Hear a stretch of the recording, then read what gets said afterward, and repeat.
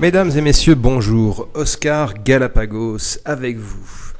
Et aujourd'hui, je voudrais vous remettre en mémoire vos jeunes années, vos années du collège, voire du lycée, les années de l'école républicaine. Et les cours de français en particulier.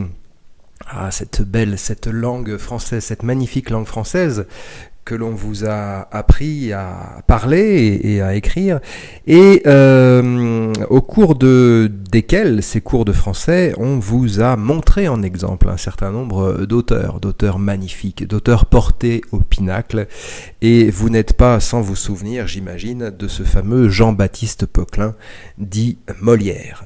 Jean-Baptiste Poquelin, dit Molière, le comédien ambulant qui est parti sur les routes, qui a passé 20 ans de sa vie à aller de ville en ville, de village en village dans le royaume de France, à faire ses armes en quelque sorte, renonçant à une carrière bien tracée d'avance, comme son père était tapissier du roi, qui était une charge très très honorifique pour un bourgeois de l'époque.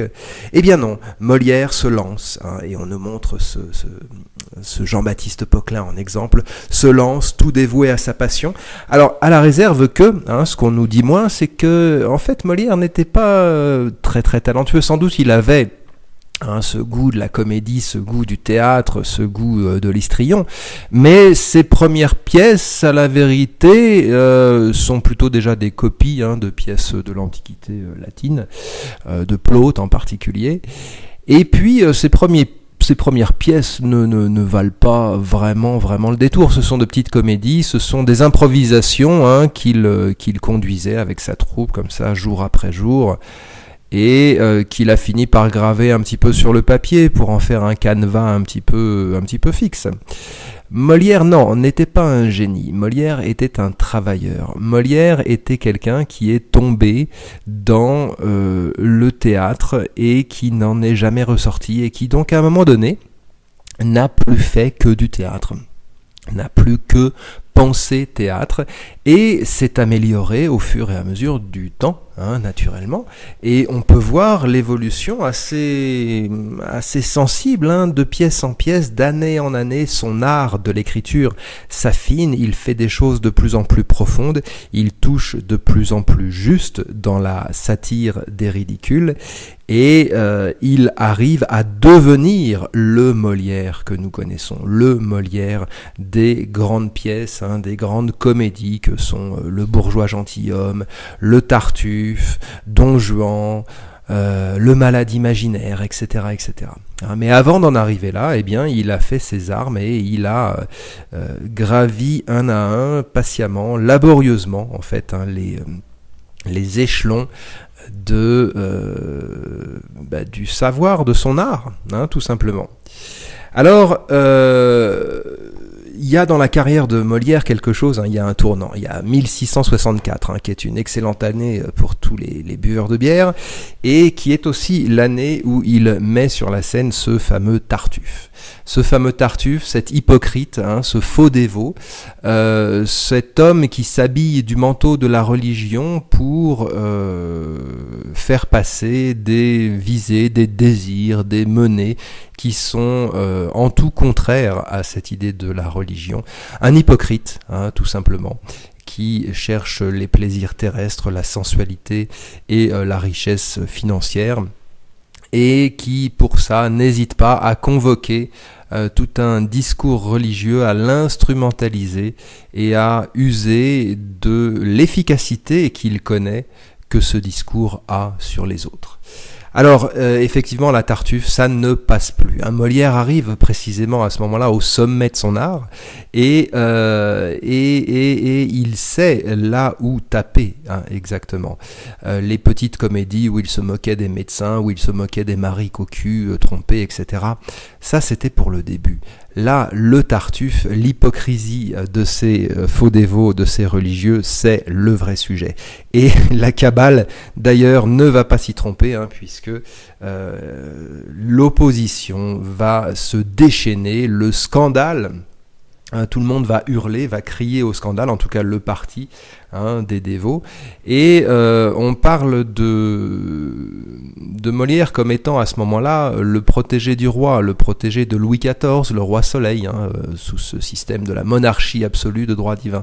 Eh bien, même le roi, face à ce parti des dévots très puissant, très influent, même le roi va décider de ne pas soutenir Molière, de ne pas s'opposer aux dévots, et va demander à Molière de retirer sa pièce et d'en refaire une autre.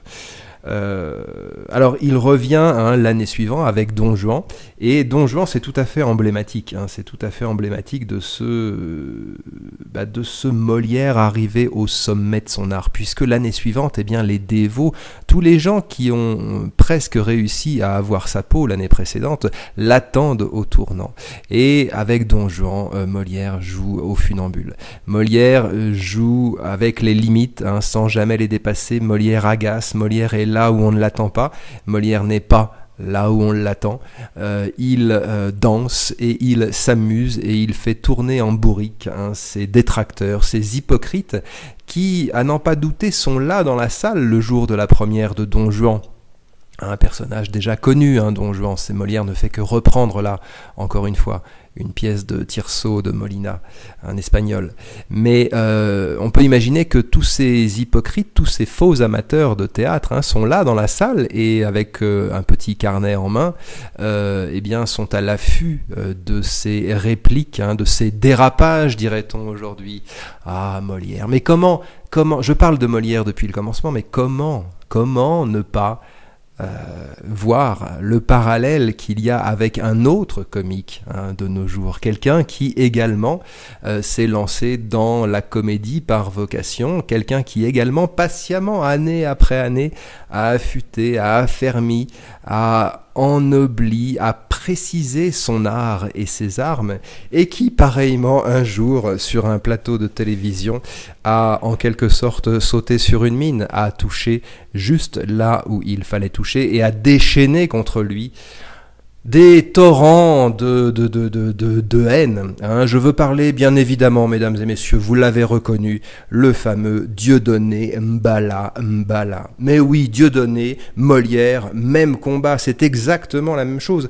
Même déchaînement de haine, même affermissement aussi de l'individu après, parce que la Kabbale, ce déchaînement de haine et de critique qui a sévi sur Molière, comme il a sévi sur Dieudonné, a eu le même effet sur l'un et sur l'autre, c'est-à-dire que loin de les tuer, loin de les noyer, loin de de signer leur mort médiatique, leur mort professionnelle, comme c'était annoncé, les a affermis, a aiguisé leur conscience. Il l'avait fait peut-être, Molière, ce Tartuffe, sans vraiment peut-être bien en mesurer toutes les conséquences. Et c'est ce scandale qui a émané de sa pièce, qui peut-être lui a fait comprendre un certain nombre de choses.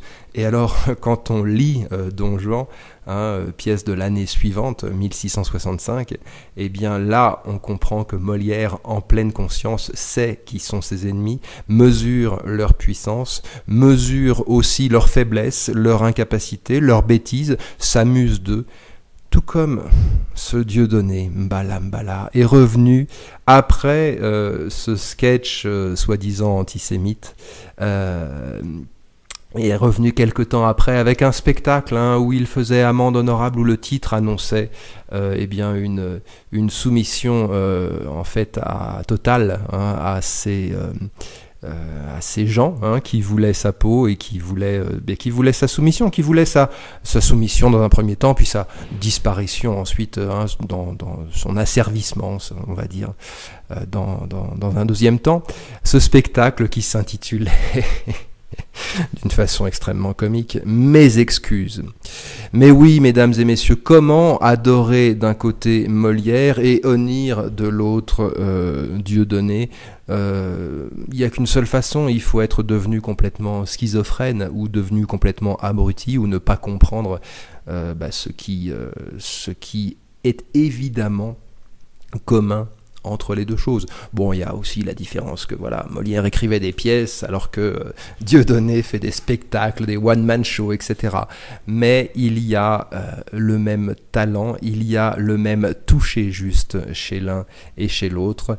Voilà, mesdames et messieurs, c'était les 10 minutes de la culture, c'est de la miel. La culture, c'est effectivement de la miel avec Jean Dieudonné Baptiste Poquelin Molière. Mbala, mbala.